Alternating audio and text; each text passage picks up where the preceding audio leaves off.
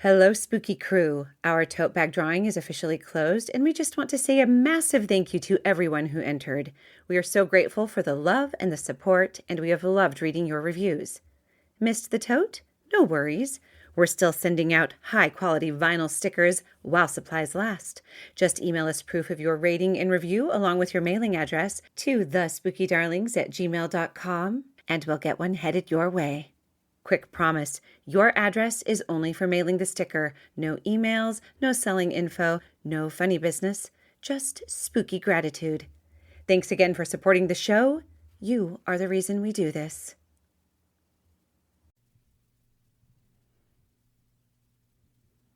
You are listening to the Spooky Darlings, where three sisters get together and talk about all kinds of things, from creepy to the paranormal to sometimes just a follow-up Friday type episode, which is what we are bringing you today. Whoop, whoop. I am Emily. I'm Haley. And I'm Nettie. So today we have a couple of fun things to talk to you about and a couple of not fun things. And Yes, can I start with the not fun thing? Which is, Yeah.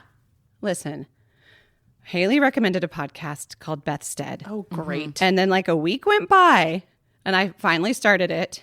And okay, we will announce if we're going to do spoilers because I feel like it should always be announced Yes. when a spoiler is coming. So we will announce. But Bethstead is really great, a really great podcast. It's like under the umbrella of the Armchair Expert podcast franchise.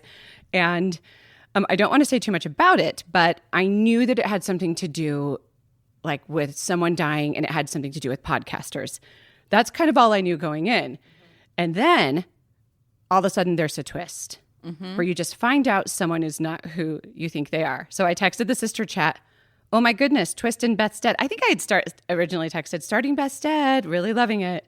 And then like, oh my goodness. You said that like days before, in my defense. Yes, but do you know how my days go? I listen, like they're so busy. It's like I listen to maybe 20 minutes Look, and then like Nettie, 5 days later, Nettie, 20 more minutes. Emily started with in her defense. You did not say in your defense. Oh, I'm sorry. In my everything I say is in my defense. Everything in this episode is in my defense. Noted. And in my defense, So I started all of this with my podcast recommendation. to your credit, Okay, so I did know that Haley had listened to all of it and that Nettie had started it, and I had not yet started it. So Nettie said, I just said, "Ooh, twist in Bethstead," and then I didn't look at my phone because I worked all day that day, and then I went straight from work to feeding my kids after school, straight to our a theater group, the youth theater group that I do the music for, to our meeting that night. And so halfway through the theater group, I like take a little break and I'm just looking at my phone. And Emily had texted, ooh, twist, which part? The part where you find out, okay, this is going to be a spoiler. So I would say skip ahead like a bit. do you really Like want maybe to 30 paraphrase seconds. it, or do you want me to tell you exactly what was said? You may as well say exactly what was said. So, Okay, but do skip ahead right now, 30 seconds. I think it's fine. okay. So after Nettie said twist in Bethstead, which I incorrectly assumed that she was farther ahead than me because I started right when she sent that message, trying to catch up with my sisters. So an hour and a half later, I put, she was in all caps, Mormon, exclamation point, question mark. And then I said, and that's how you know I'm on episode 3. And Haley said, woot, woot. And then I said, OMG, because I was thinking the next twist I heard, I was thinking that meant that was the actual twist, because being Mormon isn't really a twist. It was just something that we kind of connected to. No, and that to me wasn't the twist. Well, I don't know what you thought the twist was if you hadn't gotten to this part yet. The twist was Beth was not a real person.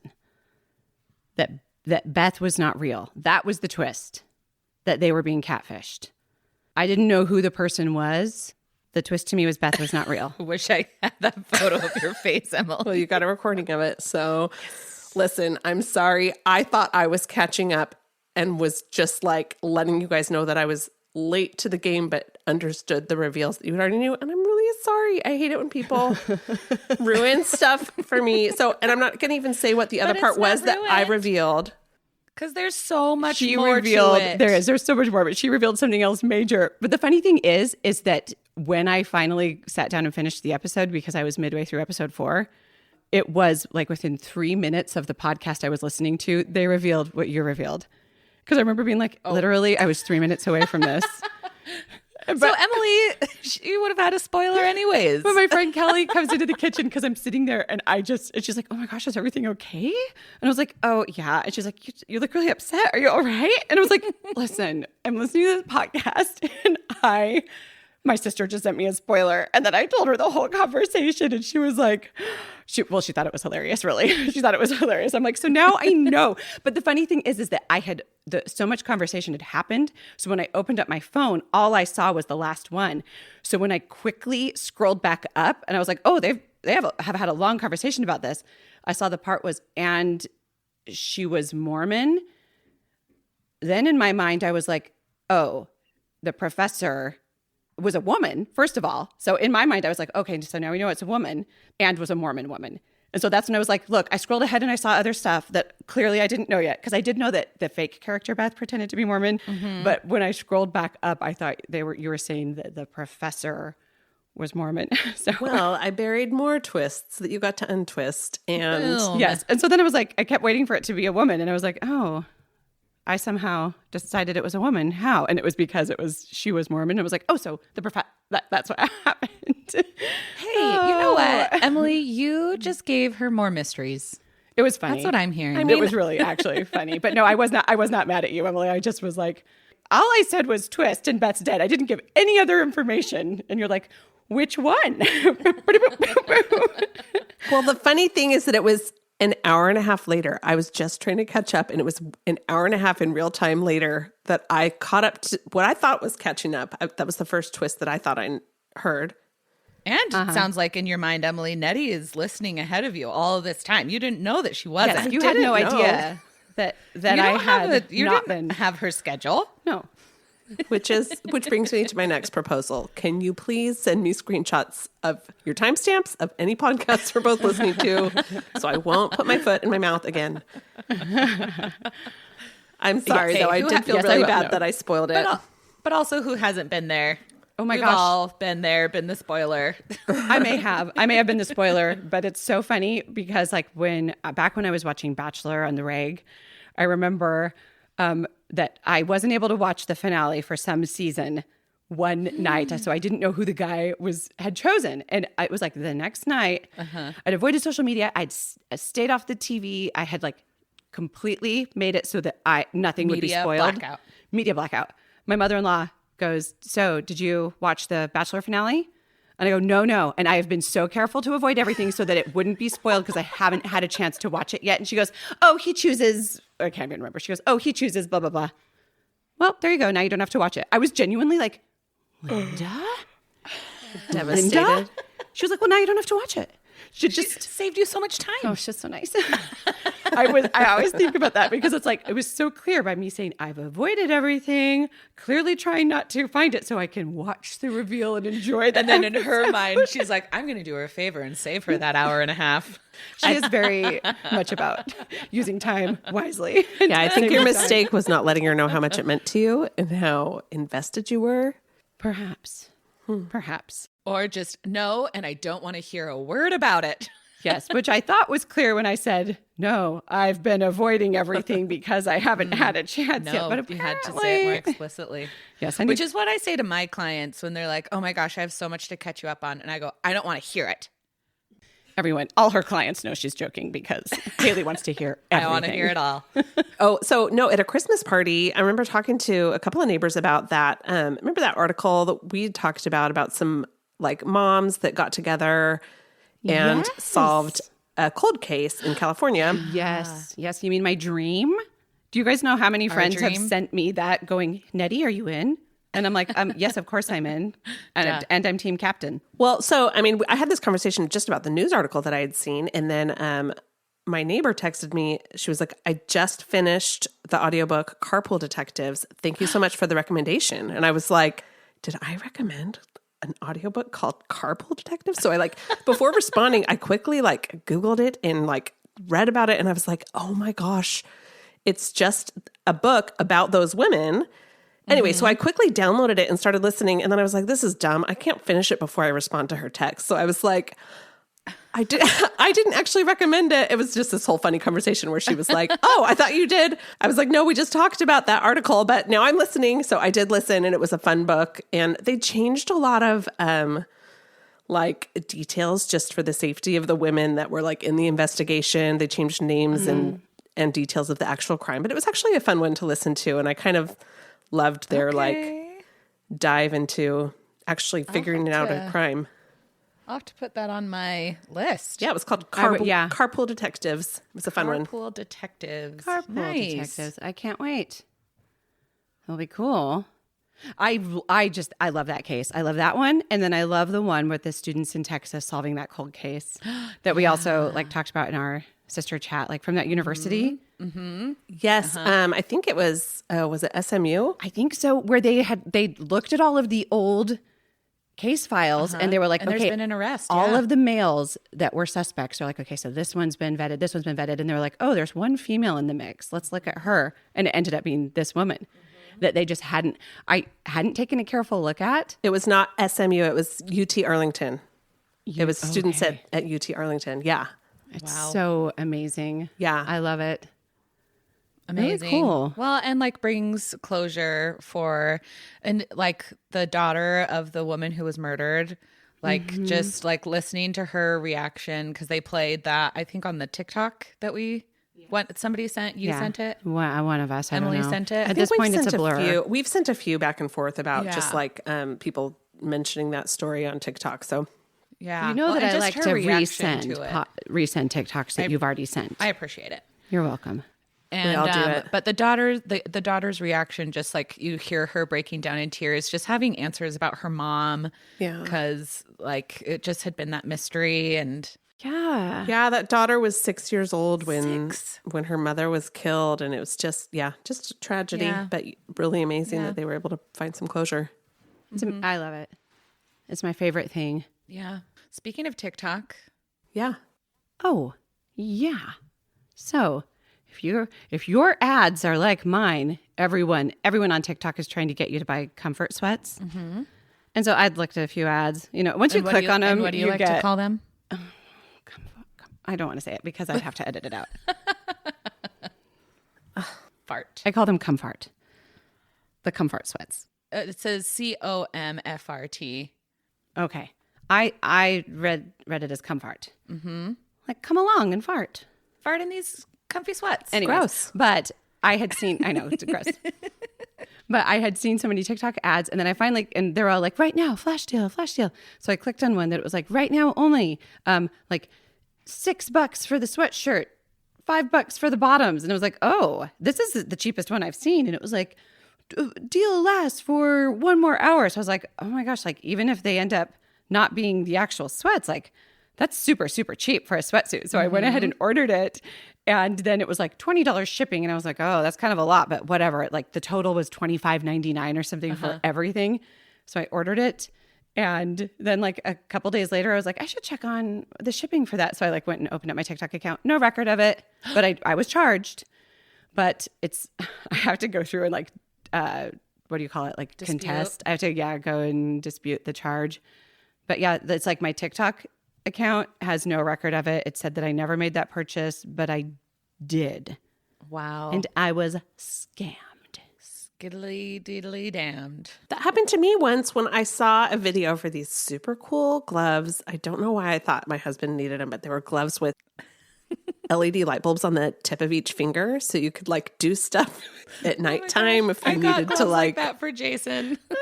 Well, so yeah, you can order them on Amazon for $10, which I should have checked first, but I saw them on like an Instagram ad and I was like, ooh, amazing. Only $32. Let's get these for Christmas. And like they claimed they were coming from Portugal and then just never responded to any of my messages and they just never showed up. And it's been like 6 months. Dang it. Yes. Well, and I got scammed buying Judy Blue jeans that were not Judy Blue jeans. I don't even know what Judy Blue is, but that sounds like it's your own fault. Well, they are the cutest looking jeans. So it's like on the TikTok ad, they're like the very best jeans ever. Sits exactly right on the stomach. Waistband, not comfortable, or is comfortable. Worst waistband you've ever felt in your life. You can't stand it. So I ordered them. Your husband's going to love these jeans because you'll take them right off. Husband's favorite jeans. But they came and they were clearly just the cheapest pair of denim. Like I actually got jeans, but they were clearly not the Judy Blue brand. And then the funny thing is that it was the same thing. Like I went back to like refute the charge and the company was gone. Like it was just nowhere. I couldn't. Rude. And even now on my TikTok transactions, that one's not listed. The only one that's listed are the Crocs. I ordered that one time where they sent me one size 9 and one size 8. That's really frustrating. So I had to send them back. Devastating.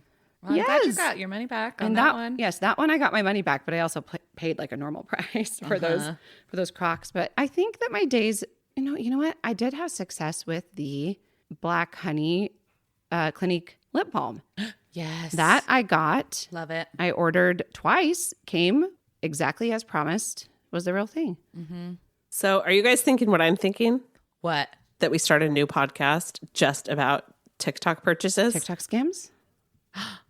We totally could. It's called the TikTok podcast. TikTok purchases, worth it or not? Okay, I did want to know, Nettie, do you want to do your own correction on your phrase from last week's cryptid episode, or do you want me to correct you? Do I know what you're talking about? Oh, I texted you about it. Emily, Oh, when? You're up. You said that Illinois is ripe with cryptids, but I think you meant to say Rife, and I heard it and thought you said Rife, and then like when we were talking, and then I think I meant. I know. I think I meant to say. in the recording is clearly said ripe. It's ripe with cryptids. I know what you're talking about because I heard her say it and I was about to be like, oh, really? But then I was like, Haley, stop interjecting all the time. I probably meant to. Okay, I do remember when you sent me that text. I thought you were just making a funny comment about you mishearing something I said so correctly. Because I meant to say ripe with cryptids. Okay, well, the correct Like a tree usage is not. ripe with apples. Like that. Like I'm ripe with ideas. Okay, well, Like my brain is ripe with ideas. Illinois is ripe with I think cryptids. the correct word would be rife. I think it would be Maybe. Well, why don't you Google fact check that while I tell you, okay, this is a little bit weird, and I actually don't know how I feel about it, but there is a restaurant in Ohio that I think I sent you guys something about it, but it's a true crime themed restaurant called The Last Meal, and they serve the last meals of different famous serial killers. And this is like a restaurant that is inside the Ohio Museum of Horror. But you can Are we going to Ohio? I mean, maybe we should. I don't know. It gives me kind of like an icky feeling. I don't know if I think it's like amazing or terrible, but Hey, true crime has been something people have been fascinated with forever. I know. I guess it's just the weird thing of the last meal. But yeah, you're right. So yeah, the menus have like what the different, John Wayne Gacy, Ted Bundy, some of the most famous. We should probably go here. Ohio's lovely. I think we should go. Yeah. Are you looking love up ripe to. versus rife, Nettie? I'm wording it in a very special way, but yes. Okay, but let me weigh in on this. How I feel about it is most people request like the best food they can think of for their last meal. So I think it would be interesting because you would just have so many good foods, but also some very strange foods. Like we know Eva Dugan had, you guys remember? I don't. Orangeade oyster stew. Oh, And orangeade, yes, yes. She had orangeade and oyster stew, which I would never order that meal. no, and especially together, the orange with the oysters, that would be like very vomit inducing. But I wonder if you could safely put that on a menu, knowing that you never will have to provide it. Yeah, maybe. And then if someone orders it on the off chance, like once a year, some weirdo wants oyster stew with orangeade, they can be like, "We are fresh out of oysters tonight. We are so sorry. That's such a popular dish. We used them all up." Goodbye. I'm pretty sure she would have used canned oysters having been in Arizona. So I don't think that you have to true. worry about it going out of. I just remember growing up, one of our cousins, I'm not going to name names, she had a like hardcover book of just like death row inmates' last meals. And just, I remember just flipping through it, so fascinated, like with what people ordered as their last meal. And oh gosh, there was like someone who ordered, I can't remember. It was something super disappointing. Anyways, moving on. I can't remember. But that restaurant sounds really fascinating. Listen, I would totally go to the Ohio Museum of Horror, and I would totally go to that restaurant with you. Thank you. I thought it was fascinating to know that that even exists. I would go. It kind of reminds me of the restaurant that serves all of the meals they talk about in Harry Potter. Oh, yeah. Is that the one inside Universal Studios at Harry Potter Land? I feel like it's one where they almost put on the movie. And then while you're watching the movie, anytime they eat in Harry Potter, you're served the foods that they're eating. Oh. Or something. Did I just make that up like a genius idea, or is that something someone else already did? I've never heard of it, but that sounds great. I don't know. I think But it's something someone else did. speaking of Harry Potter, guess who's taking Zane to Harry Potter World? Is it you? Me and Oliver? Is it you? am. Is it me and Oliver? Oh my gosh, do you want to come with? Oh my gosh, send me the dates, maybe. Oh, this would be so fun. Yes. I mean, I'd love to come too, but I don't have a little child to take. But you're invited. Thank you. 3 adults, 2 kids. That's the perfect Let amount of me adults know for 2 children. Dates. Oh my gosh. Yeah, let That'll me be know so dates. fun. I'm not hopeful that I fun. can make it. But if Nettie wanted to come with Natalie, I would bring Julia and Oliver. Okay. Oh, If we can all go. that's not a bad idea. You can cut I could this bring. out, I though, do too. have a child named Theo. Oh, I love this. Oh, This would be the best. yeah. But I was talking loves Harry about Potter. kids to match each other, but I did forget about that Theo child you have. I don't know him very well. Listen. We're going to backtrack for a moment. Yeah. And we're going to talk about the usage of Rife versus Ripe. Okay. So she is going to make her case of why she's not wrong. Okay, so I didn't want to confuse the AI overview. So I, instead of using Illinois cryptids as my example, I said, would it be correct to say my brain is ripe with ideas or rife with ideas? And the answer was, I'll tell you, oops, I just deleted my search. Okay, it is more common and traditionally correct. Wait, this is not the original answer it gave me. It said both were fine originally. Hold on. Okay. I'm trying one more time. Okay, I'll go with this one. It is more common and traditionally correct to say your brain is rife with ideas, meaning full of abundant, prevalent ideas. But ripe with ideas is an increasingly accepted variation, especially when suggesting readiness or potential. So ripe has to do with like it's matured, it's ready. It's like it's ready to be harvested. So Where Illinois rife has to do with like matured with cryptids. there's a bunch. So I think when I said it, I was actually thinking Illinois has so many like ripe cryptids That are just ready to be Very collected? ready.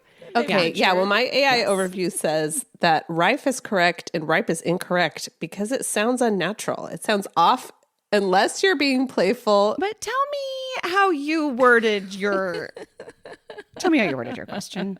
I said, is it correct to say a place is rife with creatures or ripe with creatures? Yeah, so no, this is why I used a different example, Emily, because I didn't want to confuse the AI. Okay, that's thoughtful of you. Do you guys want to know something? Yes, I do. Jason and I have been watching It's Florida Man on HBO. Oh, are we changing topics? Yes. Is it good? It's pretty funny, and I think you guys should watch it. It's reenactments with celebrities of like crazy, wild crimes people have committed in our beautiful sunshine state of Florida. Wait, so It's on HBO. which celebrities are we? Different celebrities in each episode. So like there's like Johnny Knoxville. There's oh gosh, I can't think of their names because they're like a little more like fringe, but like that was kind of my question. Tim Robinson's best friend on my gosh. Detroiters. He's in like episode 2, and they do such a good job. It's so funny. Jason and I just like laugh while we're watching all of it, and it's true things that happened. Like a guy got his arm bit off my by gosh. a gator, and he survives and tells his story of survival. That guy's name is Sam Richardson, the best friend from Detroiters. Sam I love him. Richardson. He was also in He's After so Party. funny. Did you guys watch that? That was fun. It was a fun show. It's been years. It was like a modern day yeah. Clue almost. It was like a bunch of people locked in a house after a crime being interviewed by detectives, like trying to figure out what happened. It was a fun show, but each episode was the whole night being replayed from one character's perspective with their biases and everything. It was a fun show. I really liked it. It's funny. I feel like I watched that. I feel like I watched After Party, but that doesn't sound Are familiar. you thinking Am I of thinking Search Party Down? and Party Down? I am thinking of Party Down and Search Party. Haley, that show sounds great. It's really fun. So if you have HBO, watch It's Florida Man. It's just Right. really funny if you want something like lighthearted and Well, I like that Florida is like simply rife with crimes to yes. recreate. Wow, Yes, you nailed the it use is, of Nettie. that. Of that word. Right. I wonder if ripe would have been better because it's like there are so many that have matured. You want to smell pluck them right. off the vine? No, I want to pluck them. So also Jason and I have been watching Man on the Inside on Netflix. Oh, I don't even think I've heard of it. With Ted Danson, and his character is so funny. He's a retired like architect. Wait, is or it called Inside engineer. Man? Man on the Inside. Okay. With Ted Danson on Netflix. And he's retired, and then he like forces a PI, private investigator, to like hire him as a man on the inside so that he can help investigate this old folks home for like fraud and stuff. And his character is just so funny. And I love Ted Danson. we I love want to it. watch that. Okay, I'm adding that to my list. Yay. You know that mom and dad have been watching The Good Place. Oh, James got them watching it during I Christmas love break, that show. and they That is love it. so good. And Dad is so Dad loves Ted Danson and his character and his acting, which I'm so glad they're watching it because I remember watching it and thinking I really feel like mom and dad would like this, but then you always kind of wonder like would they find this kind of like exploration like would that sit right with them, Right. like exploration into ideas of like what happens in our afterlife, but they have loved it. They've gotten a big kick out of it, Yay. as of course they would. such a good Of show. course they would. Theology is a minefield in our family. It can be. Can be, yeah. You're right. Can be. So Isn't also, that awesome? I love that. I love that watching it. Isn't that a minefield? If you say it can be, it is. Like you step, maybe it's safe. it's rife with mines. I would say, are you saying minefield or minefield? And which one is correct? Well, minefield is when my when my mind is ripe with ideas. It's like a field of ripe. And a minefield is a field that's rife with mines. Yes. You guys, we're getting a lot of clarity on this episode. Okay, so one more thing, because Jason doesn't watch like true crime or anything like that with me. So we know of Ruby Frankie, and like everything that she did, and like the point of view of investigating Ruby Frankie into that whole situation, like with her kids and Jody Hildebrandt.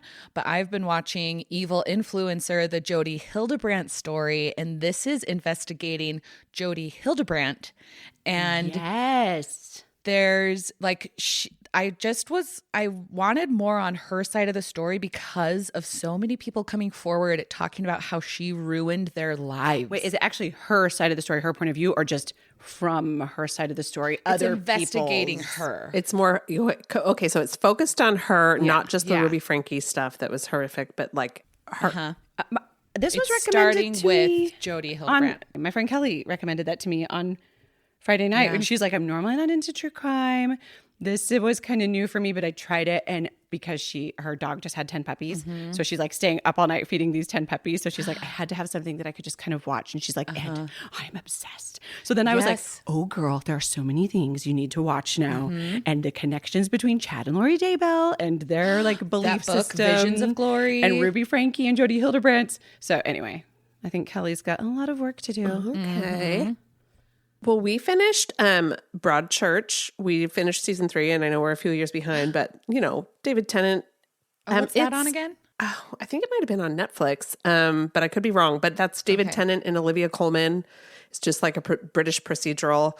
And I don't know, like it's not everybody's cup of tea, but I loved it. Don't give any spoilers because I I do want to watch it, so don't give me any spoilers because I love yeah, British no crime. spoilers. Each season is its own separate crime they're investigating, but they have recurring characters that reference old crimes. So it's worth watching from season 1 to season 3, and I enjoyed it. I thought it was really well done. And then we also just watched a movie called like a crime thriller called The Rip with Ben Affleck and Matt Damon.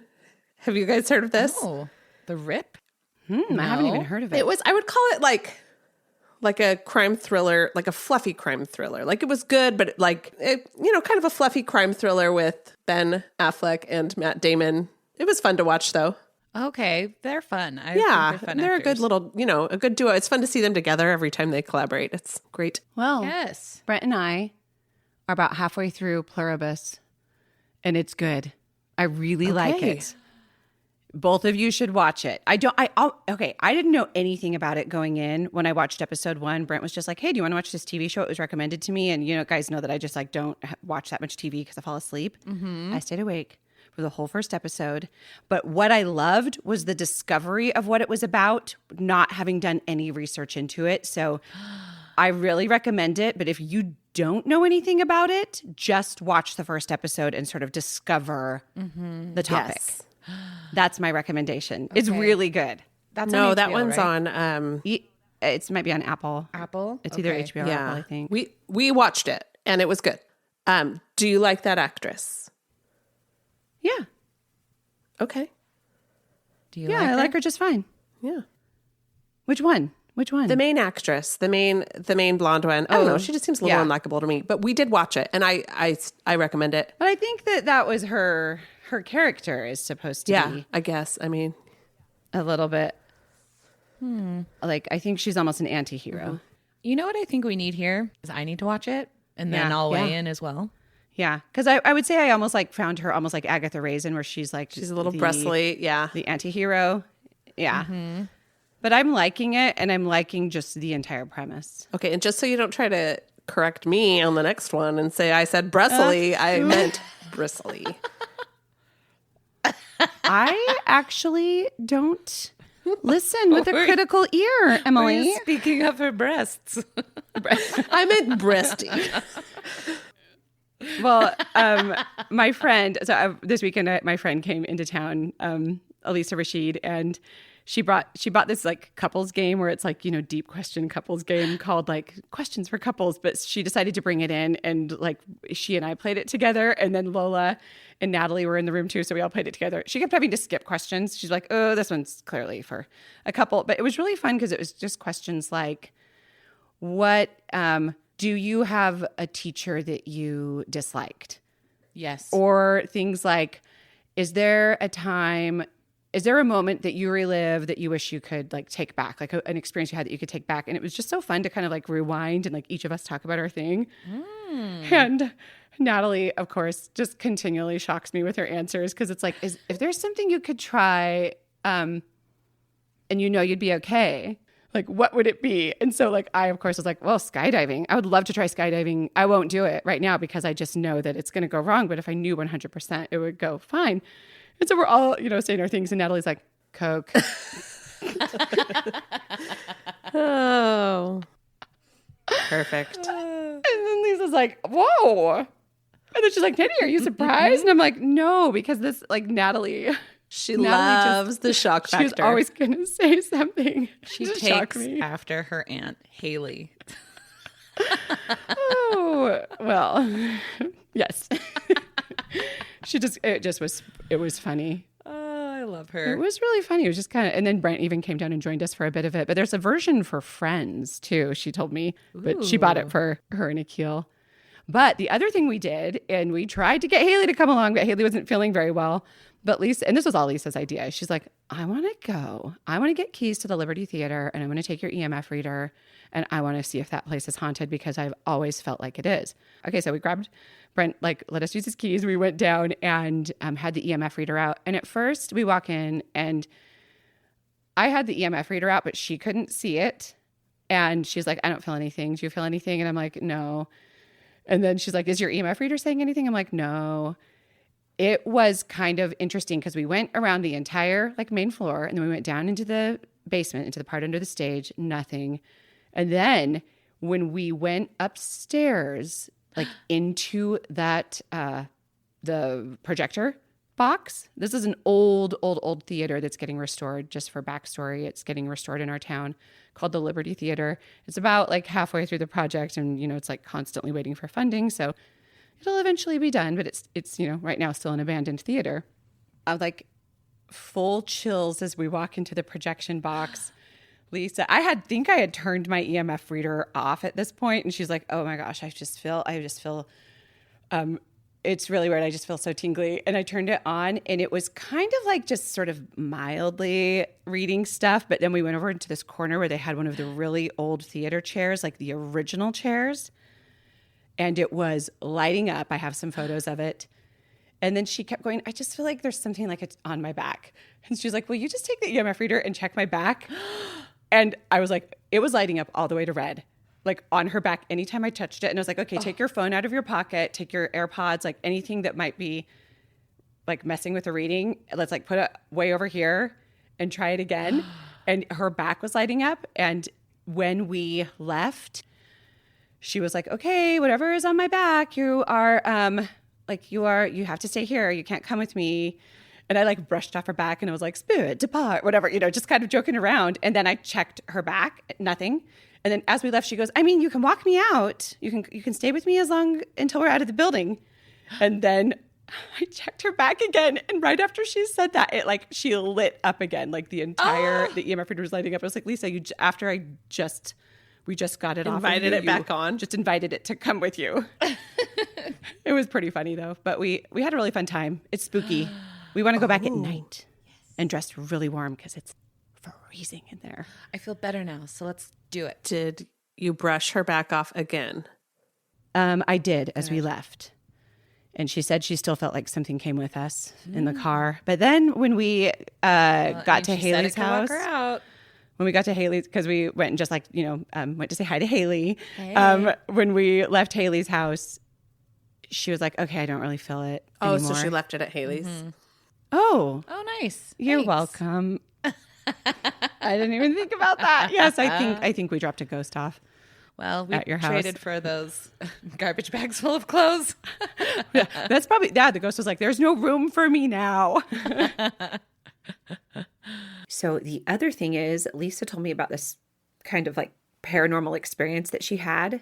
And I asked her if I could talk about it on the podcast, and she gave me permission, but I asked her to record it and send it so I could play the recording instead of me just trying to remember what it was. So here it is.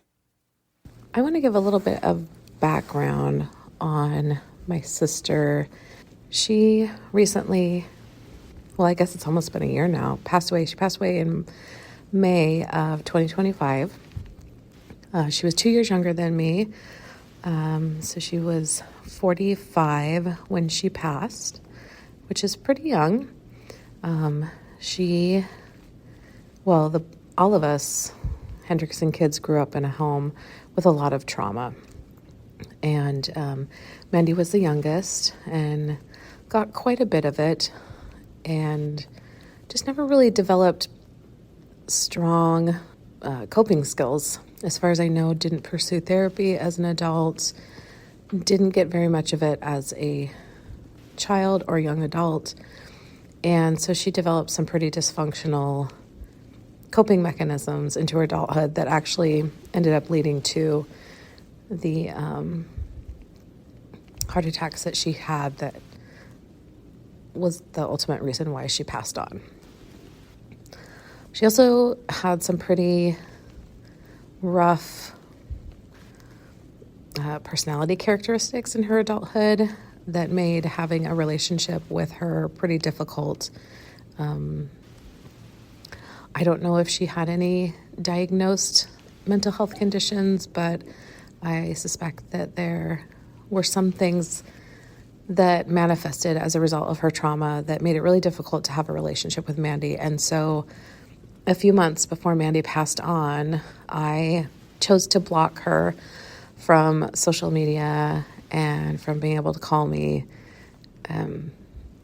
because it was just honestly psychologically safer for me not to have contact with my sister because of the way that she would treat me. So when she passed away, she was living in Boise, Idaho. She had some friends there, I think, and our closest sibling was in La Grande, which is about a 2.5-hour drive in one direction, and then I have a sister that lives in Burley, Idaho, which is a couple-hour drive in the other direction. But when she passed away, she didn't have any family with her. So that's sort of the historical context of the story that I'm about to share with you about this paranormal experience that I had. So in January, right at the beginning of the year, great start to 2026, I got the influenza A. So I was at home for a few days, sick in bed. On the last day that I stayed home sick, wasn't really, I wasn't taking medication at that point other than antibiotics. And I was mostly just resting so that I could be ready to take on another day of high school students the next day. I was laying on my side in bed and watching TV, and all of a sudden I heard this very clear, distinct whisper voice, and it was female, in my left ear. I was laying on my right side, so my left ear was up, that said, I was all alone in Idaho. Or in Idaho, I was all alone. I can't remember the exact order, but it was very clear, very distinct whisper, right in my left ear, almost as if there was someone laying on the bed next to me. I didn't feel the presence of a person. There wasn't I couldn't feel any indentation in the bed or anything like that, but the voice was just very clear and distinct, to the point where I turned over to look and see if my daughter Asia was in the room with me. That's who I assumed was talking to me. I didn't see anyone there. My door was closed, hadn't been opened. And then I just kind of rolled over, and I was just in a little bit of shock. And as I was thinking about it later in that day, I was like, whose voice did I hear? And the only thing I can come up with is that it could have possibly been my sister Mandy because of the conditions on how she passed. I hadn't talked to Mandy in so long that I don't know that I could remember the sound of her voice. But it was definitely female, was definitely crisp and clear, and it definitely talked about being in Idaho alone. I guess the only thing that I would add to this story is that since my sister's death, I have definitely felt when I'm laying in bed at night, that pressure of it feels like somebody's sitting on the bed, around my feet or towards the end of my bed. And I have definitely felt the presence of something standing next to my bed. I haven't seen anything. It's just you can feel there's an energy there. It hasn't been threatening or scary or spooky in any way. If it was, I wouldn't have opened my eyes to see if I could see anything, honestly. I'd have been too scared. But, I didn't feel anything. So I'm assuming my sister Mandy was reaching out to me from beyond the grave.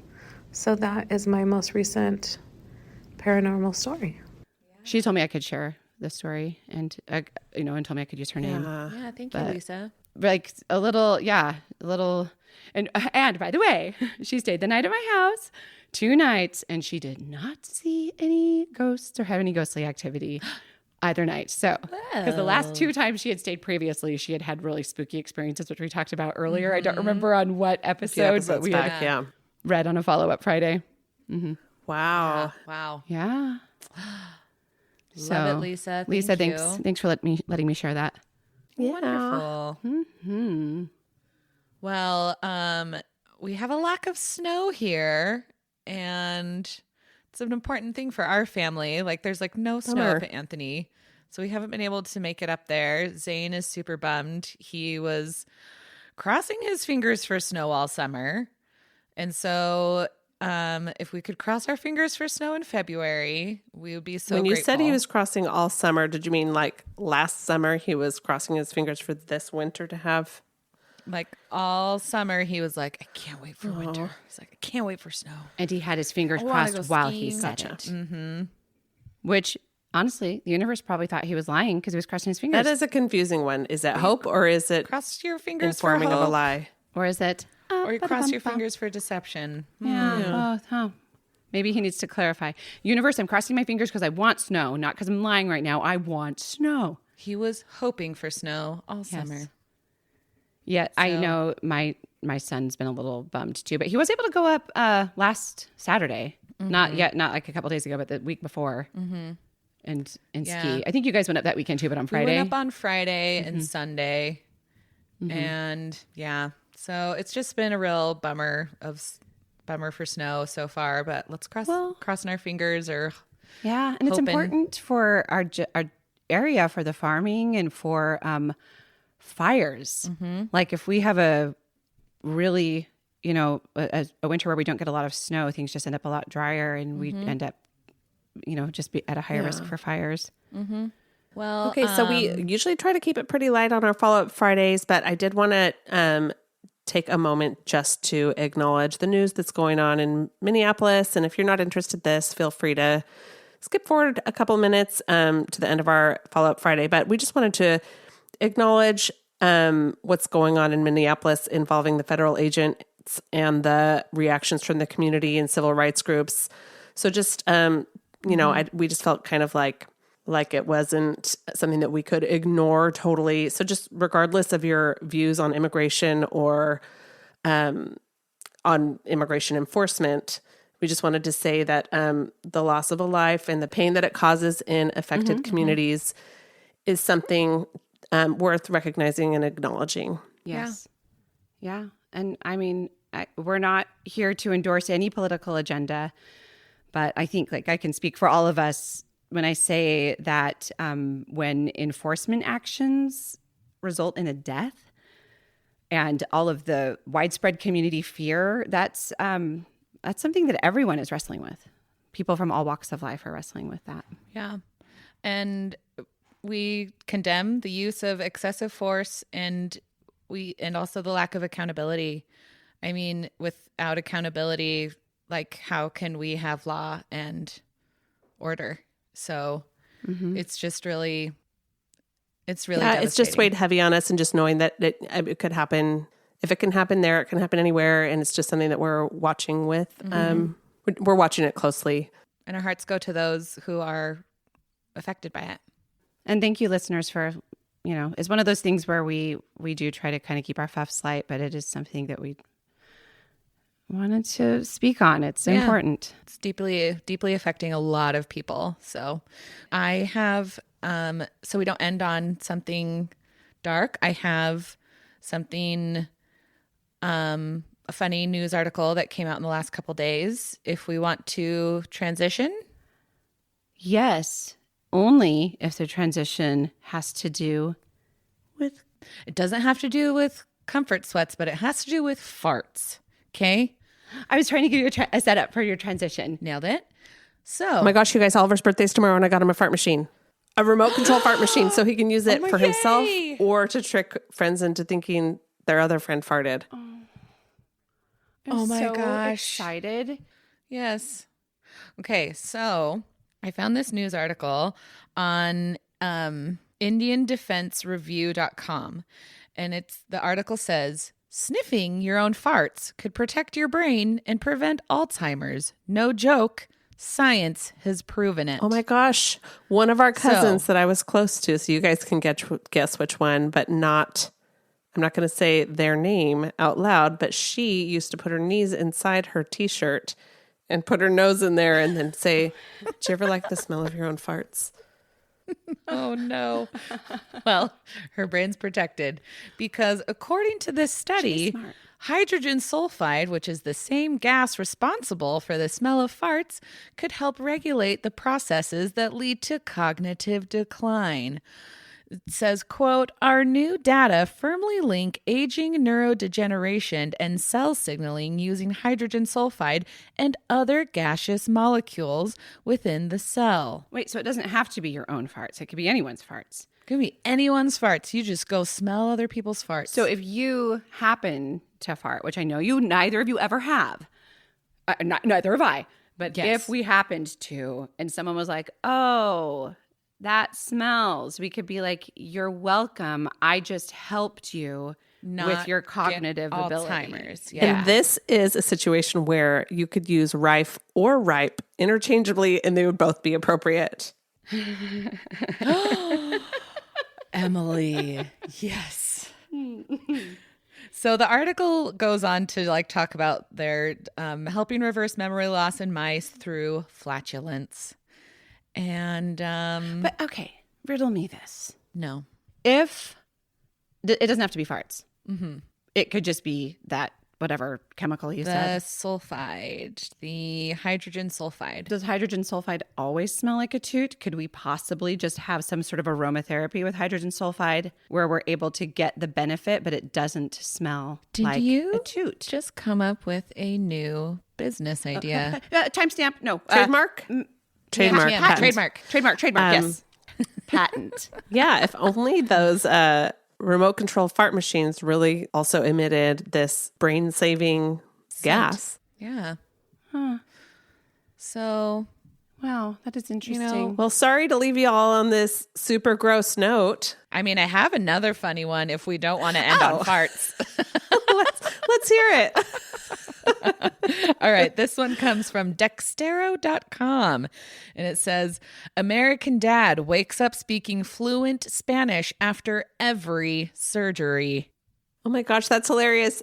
That reminds me of that Pedro Pascal SNL skit where he wakes up Oh my God. speaking like a valley girl. Like, what are they talking about? That is so funny. But to me, that says reincarnation, multiple lives. So, Everyone's been everyone. We all speak these languages somewhere deep locked within us. well, in our so souls. 33-year-old Stephen Chase has revealed that after every surgery since he was 19, he wakes up speaking fluent Spanish despite only knowing a low level of the language. Wow. And so it's Wait, like but when then- he's coming out of anesthesia and then it goes away. Oh, I'd be so It goes away mad. and then he forgets it and then has another surgery a few years later and then speaks Spanish fluently Wait, again. why, Yes. why is he having so many surgeries? I don't know. Is he okay? Is he okay? I Chase, didn't are get you- that far. Are you okay, Chase? Chase, you haven't been sniffing enough farts, have you? He frequently heard the language around himself while he was growing up. He is quoted saying, I spent a lot of time at my best friend's house and his parents were always speaking Spanish. I never knew what anyone was saying, but I heard it all the time. So maybe it's that kind of subconscious thing. Maybe. Yeah, he just and like so- retained a little bit in his subconscious. He'll even tell his surgeons. Now I tell people that I tend to wake up speaking Spanish, so they're prepared. Because the nurses, they'll be like, "Are you in pain? How are you feeling?" And he was like, Bueno. Estoy bien. Soy bien. Estoy. "Yes, See, and if that is what he's saying, we know it's not fluent. His brain is both rife and ripe with Spanish vocabulary. yes."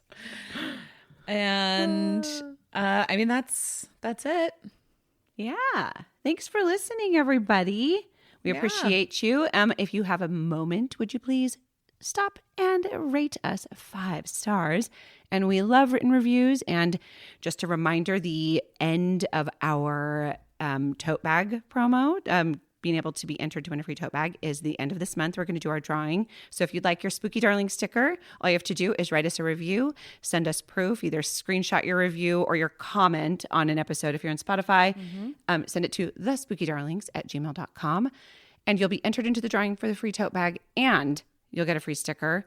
Also, if you have any stories of your own, comments, questions, observations, maybe an example of a time where using ripe instead of rife was the right choice. Do you have a ripe flatulence story? Or do you wake up from surgery speaking a strange language? Do you have siblings that constantly correct your usage of words? And do you want to tell me about it? Email us. Is your house ripe with ghosts or rife with ghosts? Tell us both. All of your spooky tales. Email us at thespookydarlings@gmail.com. And thank you so much for listening. Bye-bye. Bye. Bye.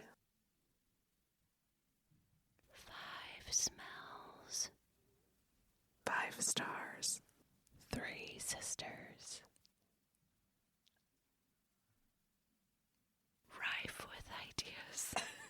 I'm sorry. I misspoke. Ripe with ideas. Rife with ripe ideas. What? I didn't hear you.